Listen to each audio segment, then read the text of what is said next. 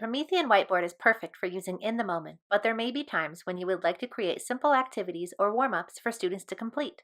The multi-user mode is perfect for multiple students to work at the panel simultaneously. To create a quick activity, you may want to start with a template or image.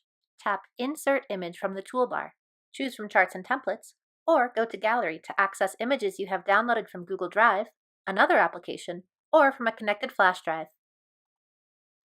For this example, I will choose an image I snipped from an Active Inspire flip chart. I saved it to my Google Drive, then downloaded it to my device. When it comes to creating activities, consider resources you already use, perhaps a map or worksheet. With the selector tool in use, pinch and zoom to resize the image as you see fit. In this case, I will also change the background to white.